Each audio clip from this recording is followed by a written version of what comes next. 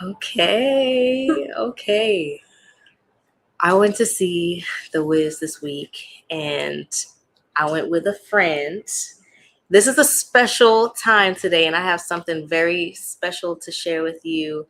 I'm joined here with an amazing soul, so just be prepared because this episode is going to explore The Wiz. It's going to explore the idea of Dorothy being a metaphor, her whole story being a metaphor for the freedom seeker, the freedom seeking mama out there. And you might notice some parallels in the story of The Wiz. And as I'm trying to keep my daughter out the frame, on me. Come love. Real life mama, okay. Let's get into the Thrive Zone with some sound. So I'm gonna play this little chime. This is a Venus chime for alignment in relationships. Okay. Since we talk about community, we talk about in our homes, we talk about relationships. All of these are relationships. Okay. So here we go.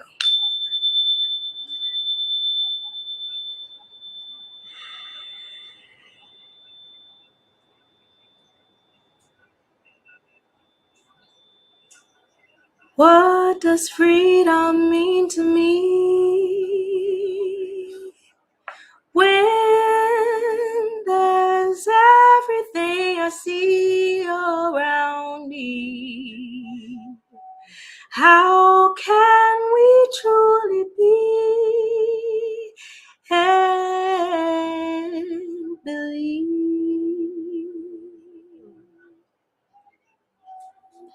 What does freedom mean to me?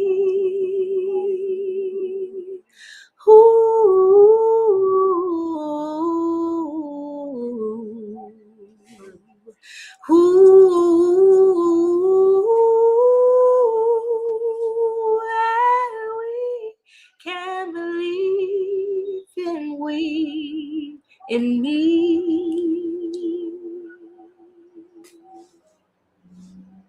You want to add anything to that? Okay, you hit the chorus again. What does freedom mean to me? We can loop that. Yeah. What does freedom mean to me?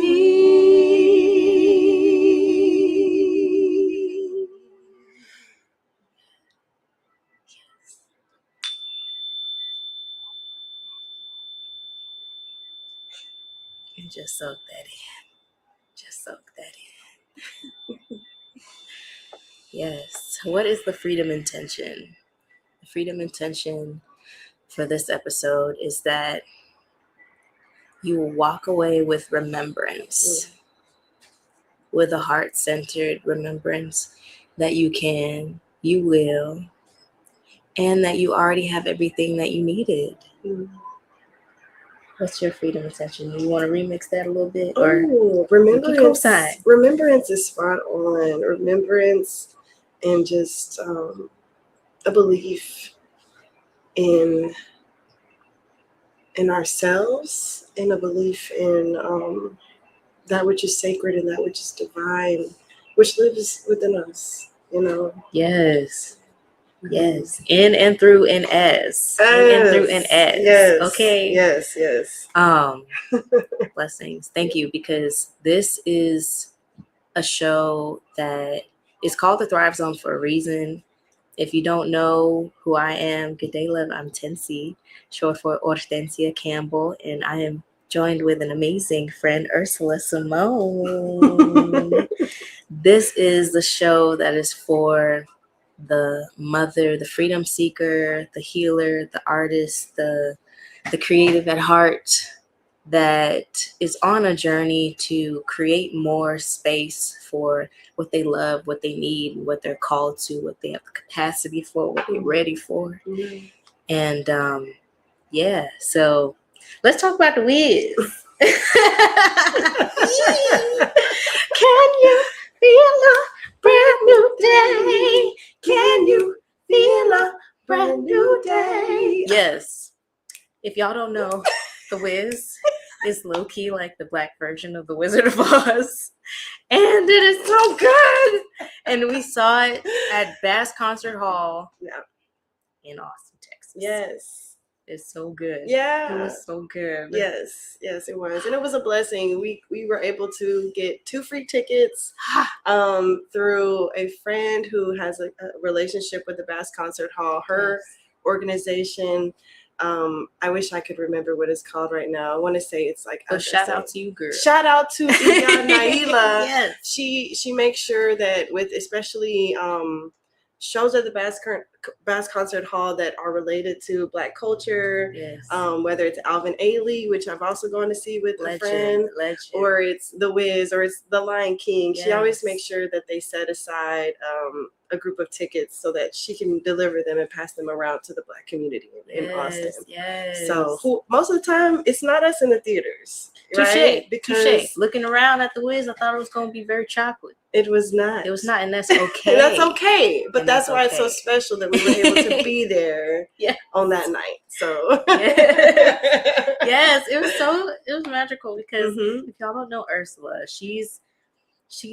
is a founder of Soul Arts Collective, which is such the heart-centered nonprofit in the Austin area for the babies, for like bringing arts and healing together and community. And you've also been doing your thing with Danceversity, like with the community jams, Unity nights. Unity nights. Jam, y'all, you can bring your babies. I'm like, oh my gosh, we need more family-friendly spaces. It's a beautiful intergenerational space. Yes. So special. Yes. Well, tell them a little bit more about because you're right now you're on the path to get your PhD. You are also you are really studying indigenous ways of healing and wholeness in homeschooling and unschooling and beyond, and curriculum and all of the bringing it together. Okay, bringing it together. Thank you. Yes, just trying to find the through line, the thing that connects us all, and it's so simple a lot of times. Like, it's really matters of the heart.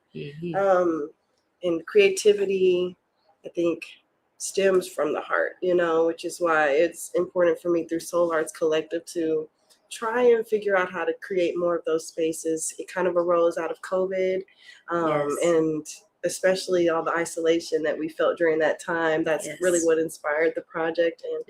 And so, I'm currently studying at UT, getting my PhD in cultural studies and education. And with that, all the things that you said, I think I'm really coming from an alternative space of like, what can learning look and feel like?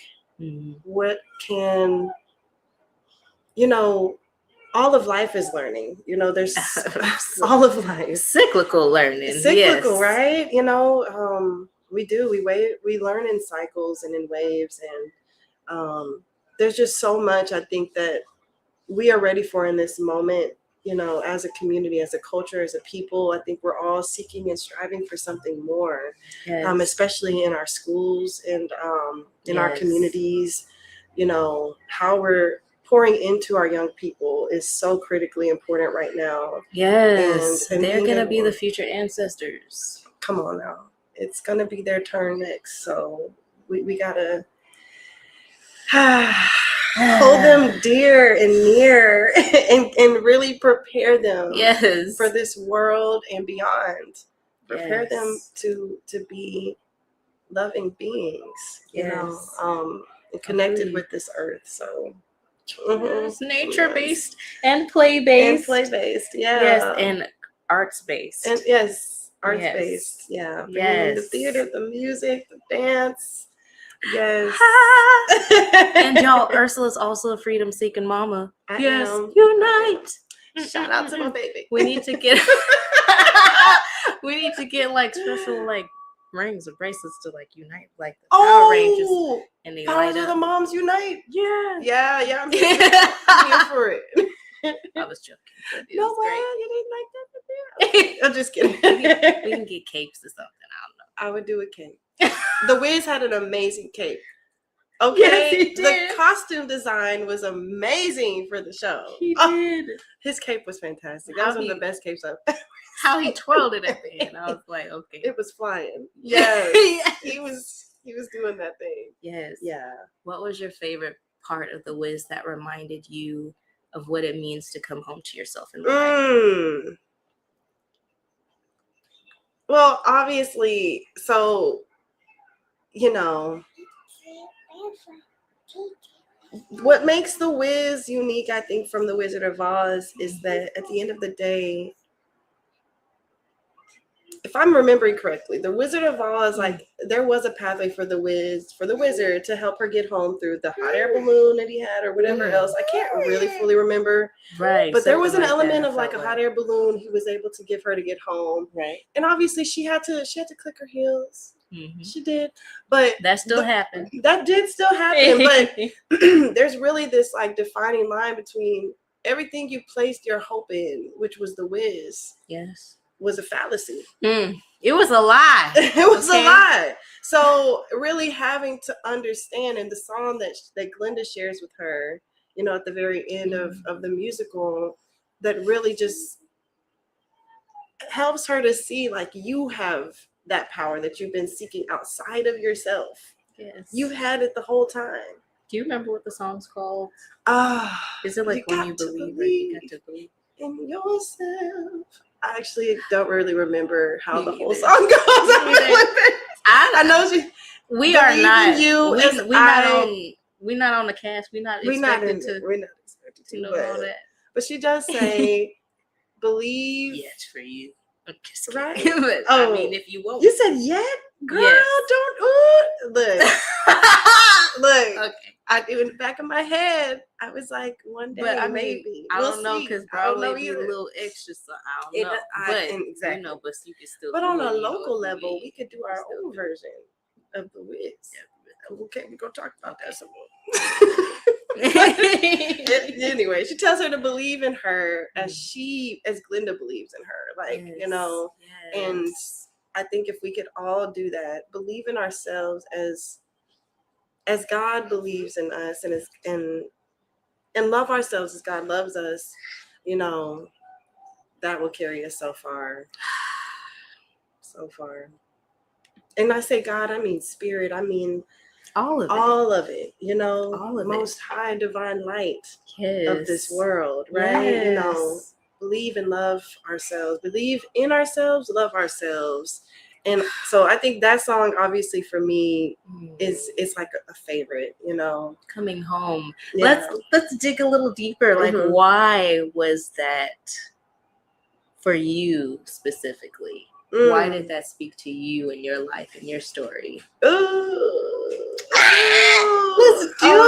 Let's share. You know what? I guess it is a good time to share that too, because I think it's what you're comfortable with sharing. Yeah, it's been a pivotal moment for me. I think I feel like over the last 10, 12, maybe even 15 years, you know, like I've really been on this journey of kind of losing myself and having to kind of return to myself, right? And so much of that I think has to also do with my sense of who God is, where God dwells, you know, and having to unlearn what I was trained to believe about those things, to rebuild a sense of that, and realizing that like God lives in all of it, like you said, right? In each and every one of us, and really just I think I'm at a moment where I am redefining my relationship with the Spirit of God, and it's been so fundamental, so transformative. I can't even say how much it has been lifting me up, to just be back in that space and to know that I was never really gone. That part. I was never really gone. Every time you need a reminder. Right. Rest assured. It's always it's always right here, just kind of waiting for us to see it, just like in the song. Right. Yes. And so it's really that straightforward for me. I think I've even been in a moment where I've been externalizing my source of peace, in a sense, like waiting on certain things to happen so that I can feel a sense of resolve or relief or like peace, and knowing that, okay, everything's good. But then I finally realized, like, God was like, believe first that you're good and that everything is, that you are whole. Without that, if that thing never does come to pass, like, I still have to have a sense that I am whole, that I am okay, that I'm protected, that I am, that I am divine, that I am, that right? I am. That there is nothing outside of me that could define that for me. And then Omi brings an amethyst crystal for balance. Omi! Shout out to Omi. Omi! Yes. You want me to give that to TT Ursula? You gave it to TT Ursula. And it matches her nails. You know what? I didn't even catch that. Look at you. You gotta see. Okay. I never got that. That's awesome. This is exactly. This is my birthstone. That's your birthstone. Yeah. Wow. Thank you, Omi. Aw. Thank you.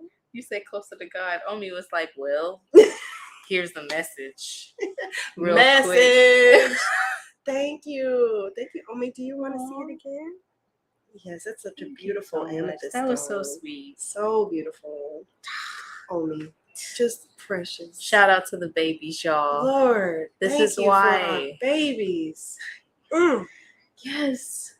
You were talking about, well, the theme is coming home to yourself again. Yeah. And in sharing that, you were mentioning that you're coming home also to, like, redefining that relationship with the divine in you and with God. And to me, it's like synonymous, but like me as the personality, I am not the totality of God. Absolutely not. I know. A face of one, like a cell in the body. Okay, come on, a cell in the body, but that one cell ain't the whole body. No, it's not. But it got the whole body blueprint in that cell. In it, exactly. Just in case you want exactly. One time. Exactly. Yes. I think that takes a long time for some people to arrive at the understanding of that, and it is not an easy thing and an easy journey to go on. If you believe it's got to be to the letter of the law that's written in the thing, whatever, gotta do just like it, but it's not. It's just not. Like, man. And so and I think being a mother, that process of child rearing, it's a journey. It's like we done walked on the yellow brick road. And there was the poppy fields, there was the, well, I mean, it wasn't in this version, but there were flying monkeys. There was fear, right? There's anxiety. There was all of it. Come on. There was the hormones crashing down. There was the depletion. There was the stretch. Okay, there was the how am I gone? There was the who am I? There was the spilled milk and the spilled smoothie, and it was what it was. It is what it is, and it's part of the journey. It teaches us so much, and I don't know if I would have really fully been able to return to myself without seeing myself through this little person. Reflection every day, every frustration, every whatever it is, and just they are still pure reflection. The magic, they really are. Especially so magical. Like we have littles, so, 3 and under.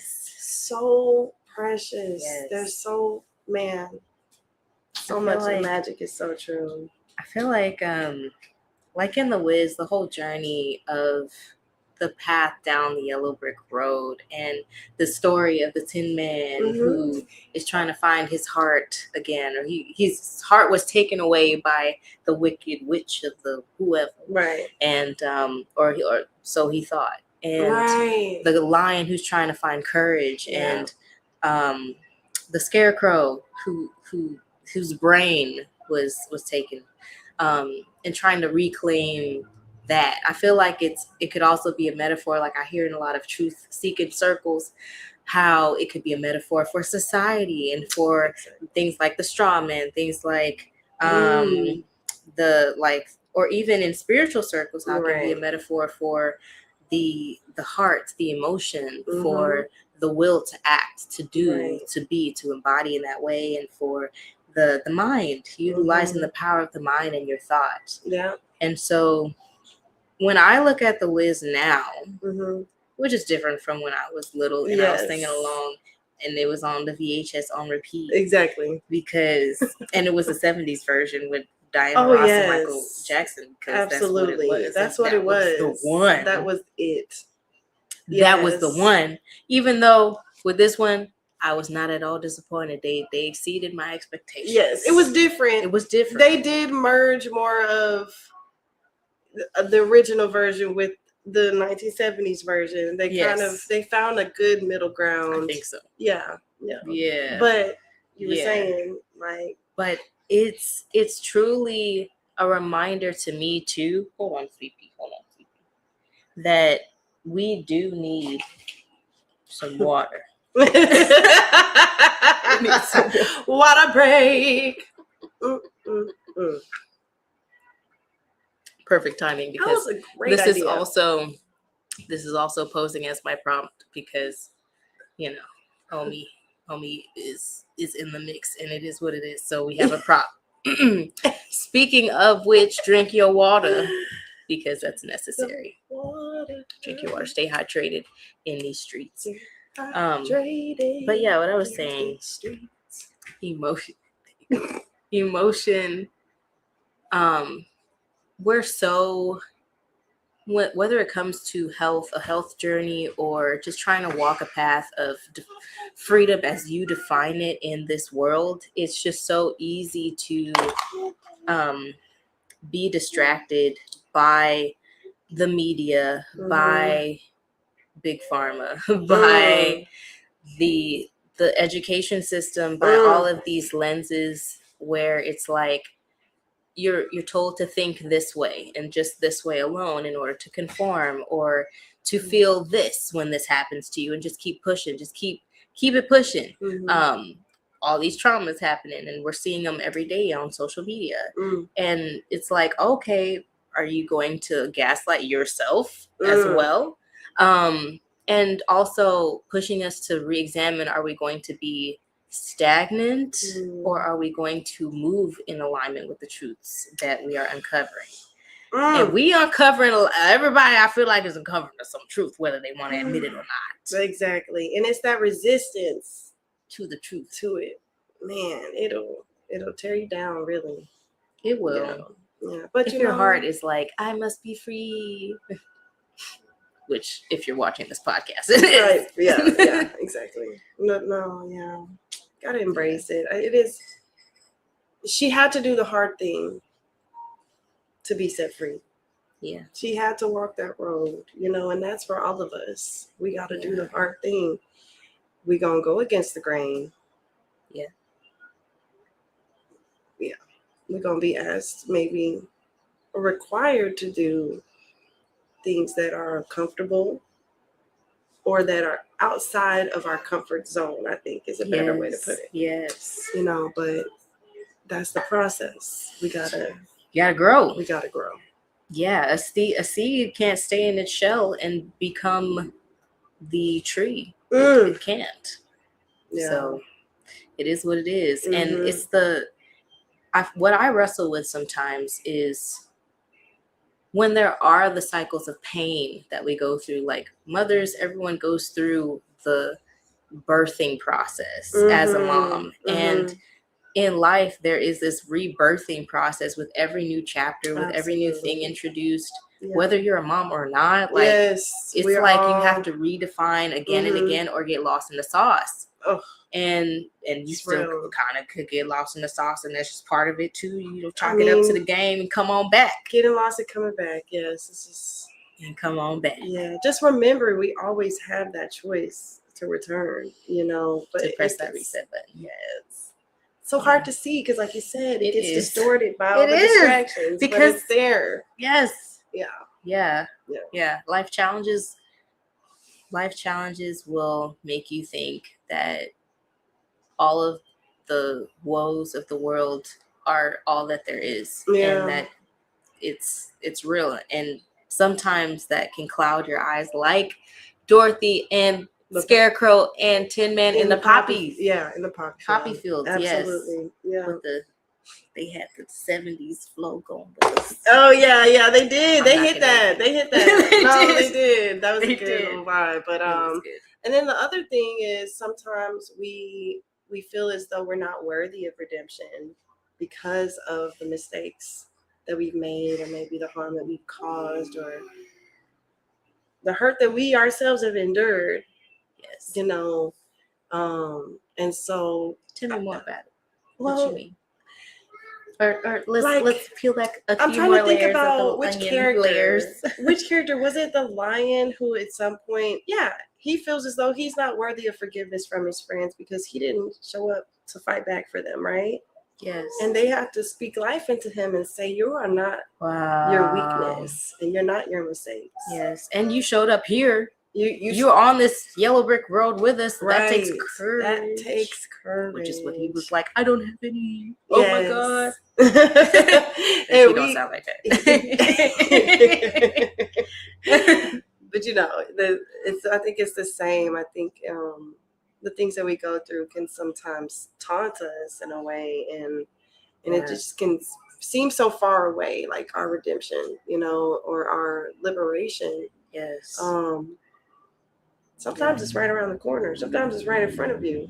Right. It's like if we give up before we take the step, so we gotta keep walking forward. They could have given up on that yellow brick road, and she would have never realized that she could have set herself free the whole time. Yeah. I just almost want to let that sink in. Just let it sink in. Ooh, yeah. Let it sink. Somebody just let that sink in, okay? Could have given up. Cue church organs, okay? I don't even go. It's fine. Could have given up. No. You could have given up. But then you found out it was here all along. And you wouldn't even have seen. Okay, sorry. This really could go on. Yeah. Right. We get a little carried away sometimes. Okay, the Freedom 5. Let's bring it back and ground it into holistic health. Okay, so the Freedom 5 is a framework that has really low-key been so grounding in my saving grace in the most challenging times in my journey as a mom, in my marriage, in family challenges coming up, in really just reconciling and helping to manage autoimmune conditions as well. And so it's something that is real to my heart because of those things, but also because it's simple. To me, it's simple. It is. It's 5 things, y'all. It's called Freedom 5 for a reason. Okay. It's 5 things that I strive for and tend to on a daily basis. And it's not a perfection thing, because that ain't about it. It's not that. It's Freedom 5 because it's be, cleanse, fuel, move, and shine. But for these things, you're being more of yourself. Okay.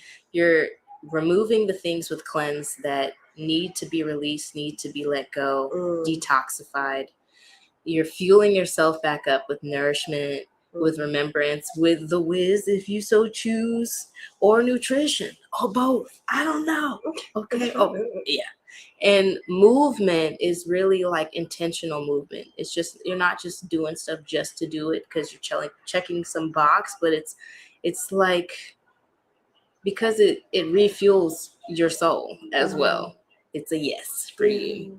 And then shine is shining your light, okay? Sharing honest, insightful, and nourishing expressions. So no strings attached, connection with a friend, with family, with community. And yeah, so those are the 5, and they look different every day depending on what is going on with you and what you need, love, and have the capacity for. Gotta be in the Thrive Zone. So the Freedom 5 lives in the Thrive Zone. Beautiful.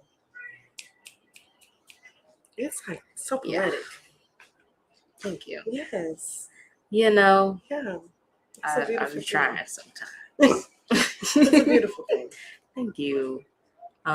So I do want to just give a little heads up for the next episode. Y'all want to catch it, because I know I said we was going to talk about it this week, but we are talking about more important things. The Wiz. I'm kidding. But the Wiz is also, yes. So next week, we're going to dive deeper into Dr. Tennant's work with voltage. Healing is voltage. And really talking about the connection between energy healing, frequency healing, the body and healing, everything from chronic ailments to, pain, chronic pain, things like that. And in between. Yeah. So that sounded like the exact same thing I said twice, but fill in what it was supposed to be. All right. The thing that I want to also share with you is that I am building a small little intimate community, okay, of freedom seeking mamas in the Austin area and beyond. It's called the Thrive Zone Freedom Tribe. And so if you're interested in rebuilding, restoring the essence of a village again, then join us. It's free, and we do this thing called the Shine Exchange. We brought it back last month. It was awesome. We volunteered on a farm. That was episode 1. Go check it out if you missed that. But the Shine Exchange is basically no strings attached, giving and receiving in equal measure. Something that is gonna get you a millimeter, an inch, if nothing else, closer to your Thrive Zone as you define it. And it's among fellow freedom seeking mamas. It's private. It don't involve no money in any of the transactions. There's no transactions. It was a trick. I said transactions. Okay. But I want to just close the episode on a soul liberating truth. So whatever comes to the heart is what we will share.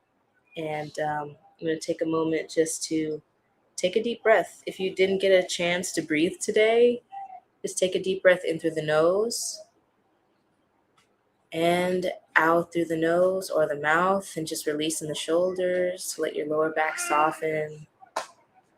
Let your jaw soften. Find that re-anchoring, regrounding, and wherever you are, whether you're seated, laying down, standing, jumping, dancing, twerking, gallivanting, frolicking. Okay. Sorry. I couldn't help it. Okay. So, liberating truth is simply, and I would love for you to add your 2 cents. It's simply, if you feel called, no pressure, that home, what you've been looking for outside of you, in your accomplishments, in the way that you've structured your life and how it's presenting to the world and to family and to others, even to your partner if you are partnered. You got to put that on pause for a moment just to remember and redefine and start to embody and walk in the remembrance of freedom. What does that look like? What does it look like to remember that coming home to yourself also means giving yourself grace and allowing for yourself to have the messy middle of being on the journey? Yeah. Give grace and have and be comfortable with the messy middle. Yeah. It's messy. Yeah. Yes, it really is. I'm sorry I was laughing while you were talking, but she was replicating the moves from the dancers. We're watching Bob Marley. She's watching my daughter's watching a Bob Marley concert in the background, and she dances every time she can. So sweet. Yes. Nonetheless, that was a lovely thought. I think mine is kind of along the same lines of just remember who we were created to be. And just remember we can be that at any moment. We can be our truest version of ourselves.